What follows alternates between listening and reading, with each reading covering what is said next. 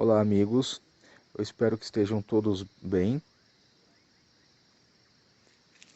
Essa imagem postada agora no grupo é a suposta aparência aí da Virgem Maria, segundo alguns pesquisadores e tudo mais.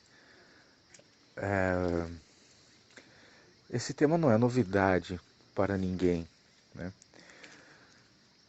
Há muito tempo, revistas, jornais e matérias colocam: agora descobrimos a como era o verdadeiro Jesus, segundo dados daquela época, né, sua forma física, e como eram os hebreus antigamente, como eram os egípcios, e assim por diante, né? Isso não é nenhuma novidade mesmo, só que essas pesquisas são aquelas famosas panfletagens ideológicas, né?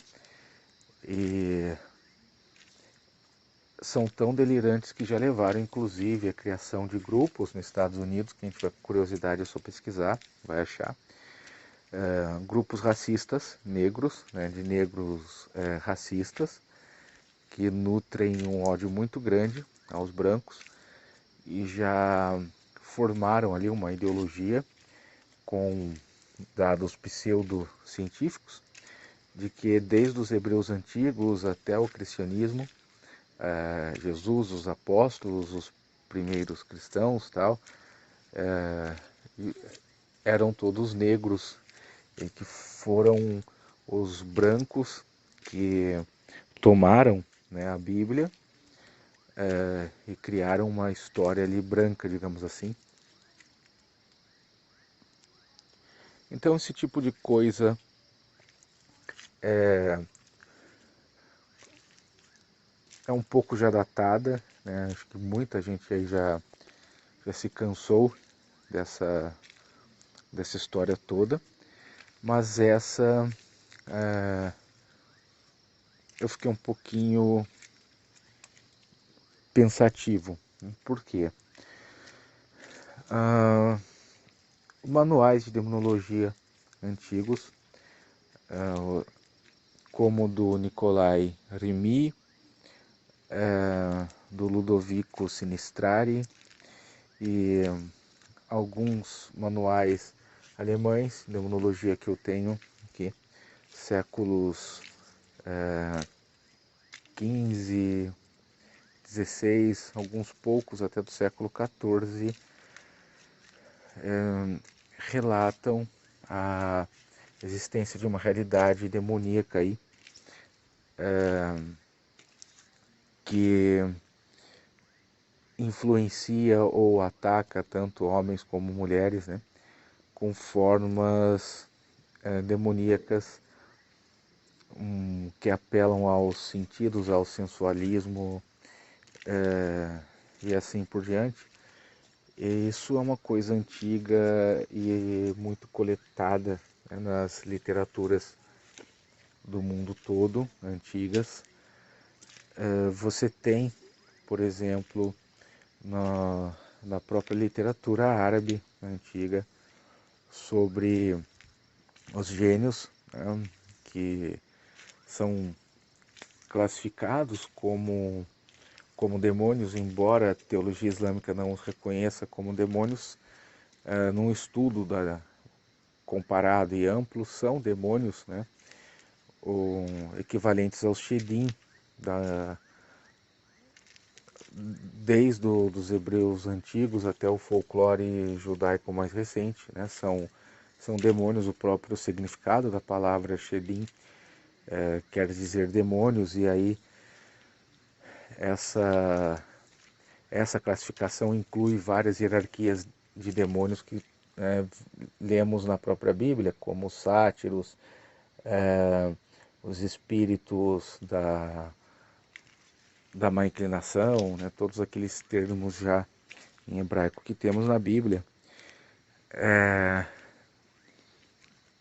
Então, nessas literaturas antigas e na própria demonologia ocidental, há uma concordância em em relatos sobre demônios, né, que se apresentam numa forma feminina mais sedutora, né, e bela, e que acabam atraindo, né, um excesso de atenção dos homens,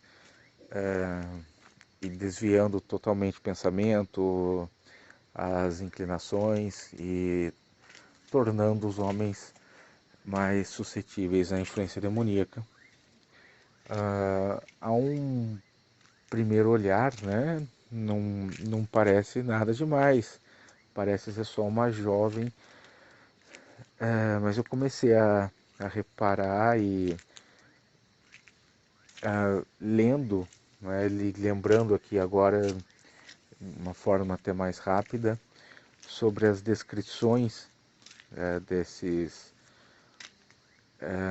livros antigos, que essa figura tem aquela mesma intenção, né, daquelas aparições e relações que os homens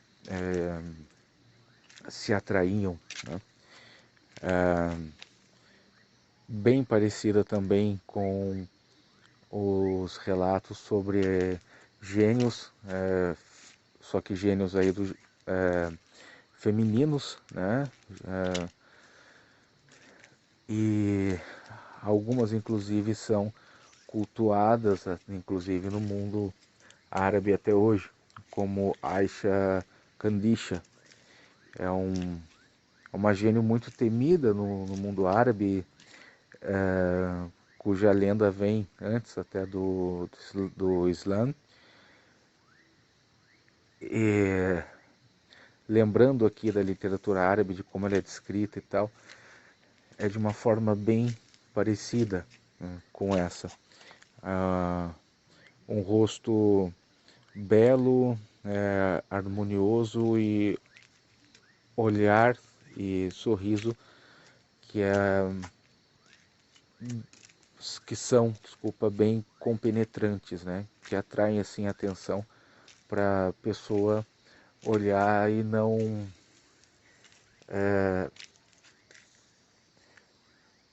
pensar assim numa primeira mão que é só uma bela face, né? Um belo rosto, mas que é um, um desvio completo ali da sua atenção, né, para aquela forma,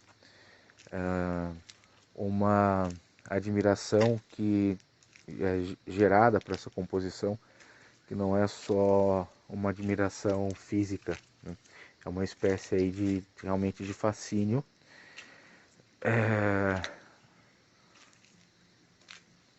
Não é uma mera impressão.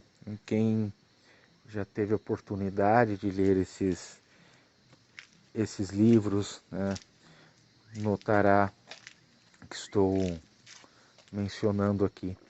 Há um autor também, esse mais recente, século XIX, Duplancy, fez um dicionário aí de coisas pitorescas, e ele fornece uma farta bibliografia sobre esses temas e várias histórias, né? Ele fez alguns livros sobre lendas, lendas infernais, lendas do outro mundo, né, de lendas sobrenaturais. Em alguns deles há relatos de formas parecidas com essa, né, que você nota aí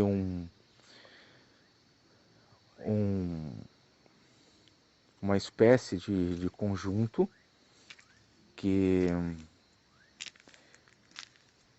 escapa aí da mera percepção física, né? Tem uma intenção muito sedutora,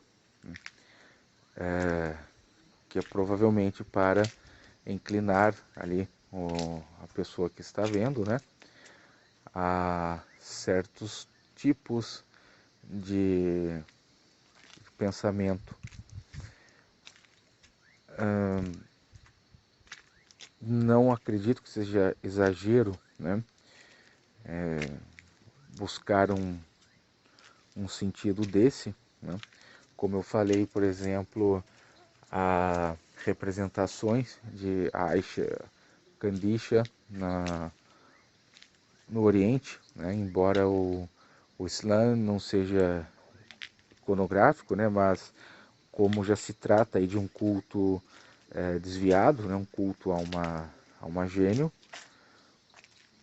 e então acabam descrevendo ou às vezes colocando assim representações, principalmente na modernidade, né? De como ela é, de como ela aparece ali, as pessoas que cultuam e que a incorporam, né? Ela ali no mundo árabe ela incorpora nas pessoas e tal, nas pessoas do culto, né? E alguns dizem que ela aparece também em sonhos ou em visões e miragem, e ela aparece de uma forma bem semelhante a, a essa aí. Não é nenhum espanto, né? Porque essa questão da aparência, como eu mencionei no começo, ela já é uma coisa utilizada num, num experimento, né, social e como uma agenda política que, além de ser um experimento, né, para testar a capacidade humana de acreditar em idiotice e manipulação, também serve para impor, né, novos paradigmas e novos bezerros de ouro. E por que não, né, não testar um, uma nova forma, digamos assim, né, de, de manipulação ou de desvio de, de compreensão das coisas. Por enquanto é só isso, pessoal. Um grande abraço, até a próxima.